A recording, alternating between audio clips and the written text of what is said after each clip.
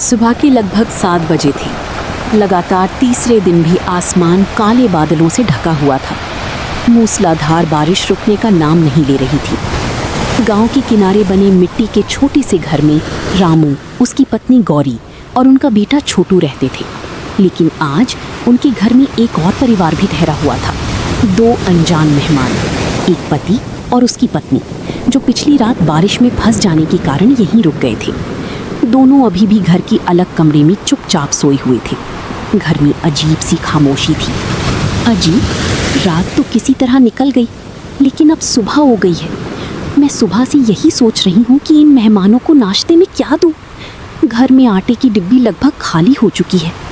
दाल भी बस मुट्ठी भर बची है। अगर सब कुछ आज ही बना दिया तो शाम को छोटू क्या खाएगा? मैं भी यही सोच रहा हूँ गौरी। रात को जब ये लोग भीगे हुए हमारे दरवाजे पर आए थे तब उनसे मना कैसे करता। इतनी तेज बारिश में अगर हम दरवाजा बंद कर देते तो शायद सारी उम्र खुद को माफ नहीं कर पाता। मैं मना करने की बात नहीं कर रही हूँ अजी, लेकिन हालात देखिए। हमारे अपने घर में खाने का ठिकाना नहीं है, ऊपर से मेहमान भी हैं। अगर उन्हें सूखी रोटी भी देंगे तो मुझे शर्म आएगी। गरीबी से शर्म नहीं करनी चाहिए गौरी, बुरे व्यवहार से शर्म करनी चाहिए। हमारे पास जो है वही प्यार से खिला देंगे। शायद भगवान हमारी नीयत देख रहा हो। हर बार आप यही कह देते हैं, लेकिन जब छोटू भूखा होकर मेरी तरफ देखता है ना, तब मेरा दिल बैठ जाता है। इतने में छोटू उठकर बाहर देखने लगा। बाबा, बारिश अभी भी नहीं रुकी, क्या आज भी आप काम पर नहीं जाओगे? अगर बारिश थोड़ी भी कम हुई ना तो मैं ज़रूर जाऊंगा, चाहे पूरा गांव घूमना पड़े। बाबा, मैं बड़ा होकर आपको कभी काम नहीं करने दूंगा। मैं बहुत सारे पैसे कमाऊंगा, फिर हमारे घर की छत भी बनवाऊंगा। रामू कुछ पल के लिए चुप हो जाता है। उसकी आंखें भर आती हैं। बस बेटा, भगवान करे तेरी हर बात सच हो। रामू बाहर बारिश देखने चला जाता है। उधर गौरी चुपचाप रसोई में जाती है। वो आटे का डिब्बा खोलती है, फिर दाल का डिब्बा देखती है। दोनों लगभग खाली थे। अजी, जरा इधर आइए, मैं आपको कुछ दिखाना चाहती हूँ। क्या हुआ गौरी, इतनी घबराई हुई क्यों लग रही हो? देखिए, ये पूरा आटा बचा है, बस इतना। और ये दाल मुश्किल से एक बार की। तेल भी तली में रह गया है। नमक है, लेकिन नमक से तो पेट नहीं भरता। मैं रात से यही हिसाब लगा रही हूँ कि अगर सुबह मेहमानों को खिला दूँ तो दोपहर में छोटू क्या खाएगा, और अगर छोटू के लिए बचा कर रखूँ तो मेहमानों को क्या खिलाऊँ। समझ ही नहीं आ रहा कि क्या करूँ। मुझे पता था कि घर की हालत खराब है, लेकिन इतनी खराब हो गई है इसका अंदाजा नहीं था। मैं आपको इसलिए नहीं बताती थी क्योंकि आप पहले से ही परेशान रहते हैं, लेकिन अब छिपाने जैसा कुछ बचा भी नहीं है। सुबह से मेरा मन रो रहा है अजी। घर में मेहमान बैठे हैं और मैं उनके लिए ढंग की चाय तक नहीं बना पा रही। गौरी, गरीब होना कोई गुनाह नहीं है। गुनाह तब होता है जब आदमी अपनी इंसानियत का धर्म छोड़ दे। हमारे पास जो है वही खिलाएंगे। अगर वो अच्छे लोग होंगे तो समझ जाएंगे, और अगर नहीं समझेंगे तो भी मुझे कोई पछतावा नहीं होगा। आप हर बार इतनी बड़ी बातें कर लेते हैं, लेकिन मैं एक औरत हूँ अजी।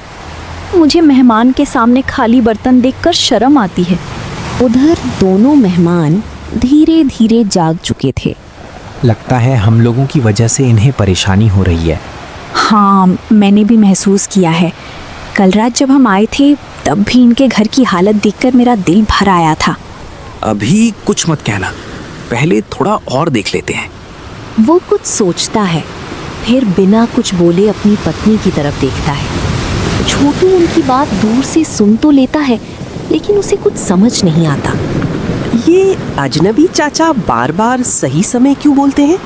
छोटू मेहमानों के पास जाकर बैठ जाता है। चाचा जी, आपको बारिश अच्छी लगती है? पहले बहुत अच्छी लगती थी, लेकिन अब बारिश देखकर कुछ पुरानी बातें याद आ जाती हैं। कौन सी बातें?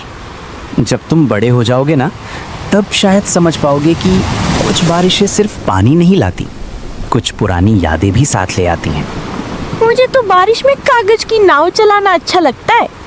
मेहमान आदमी मुस्कुरा देता है, लेकिन उसके चेहरे की मुस्कान के पीछे एक गहरा दर्द साफ दिखाई दे रहा था। बारिश लगातार बरस रही थी। छप्पर से पानी टपक रहा था। मिट्टी का आंगन पूरी तरह भीग चुका था।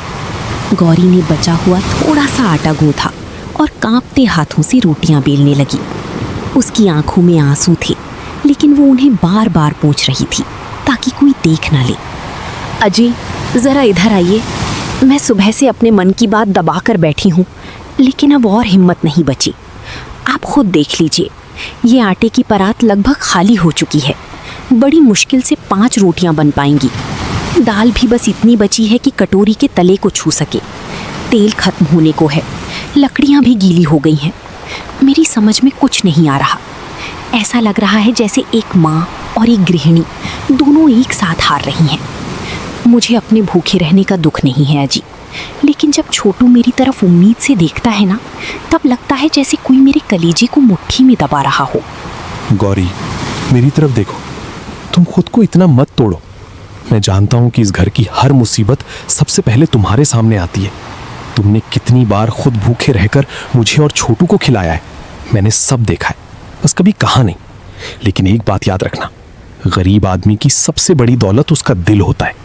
अगर आज हम अपने दरवाजे से किसी भूखे को लौटा दें तो शायद हमारे बर्तन भर जाए, लेकिन हमारा मन सारी उम्र खाली रहेगा। मुझे भी डर लगता है, मुझे भी चिंता होती है कि कल क्या होगा, लेकिन मैं इतना जरूर जानता हूं कि भगवान देर करता है, अंधेर नहीं। वो हमारी परीक्षा ले रहा है। हर बार आप भगवान का नाम लेकर मुझे समझा देते हैं, लेकिन कभी कभी मेरा विश्वास भी डगमगा जाता है। सोचिए, 3 दिन से बारिश हो रही है, आप मजदूरी पर नहीं जा पाए, घर में एक पैसा नहीं बचा, उधार देने वाले भी अब मुंह फेरने लगे हैं, ऊपर से मेहमान भी हमारे घर में हैं। मैं उन्हें बोझ नहीं कह रही, भगवान गवाह है, मैं ऐसा सोच भी नहीं सकती, लेकिन उनकी खातिरदारी ठीक से ना कर पाने का दुख मुझे अंदर ही अंदर खाए जा रहा है।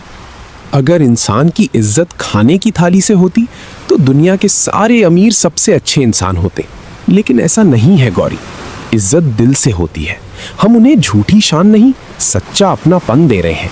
मुझे यकीन है अगर वो अच्छे इंसान होंगे तो हमारी मजबूरी समझ जाएंगे। कुछ देर बाद गौरी ने कांपते हाथों से थाली सजाई और मेहमानों के सामने रख दी। भैया, बहन जी, घर में बस यही बचा था। अगर खाने में कोई कमी रह जाए तो मुझे माफ़ कर दीजिएगा। सच कहूँ तो पहली बार ऐसा लग रहा है कि मैं अपने घर आए मेहमानों की ठीक से सेवा भी नहीं कर पा रही। आप लोग बुरा मत मानिएगा, हमारे पास जो था हमने वही पूरे मन से बनाया है। दुनिया का सबसे स्वादिष्ट खाना कौन सा होता है? वो खाना जिसमें घी ज़्यादा हो? ऐसा नहीं। वो खाना जिसमें मसाले ज़्यादा हो?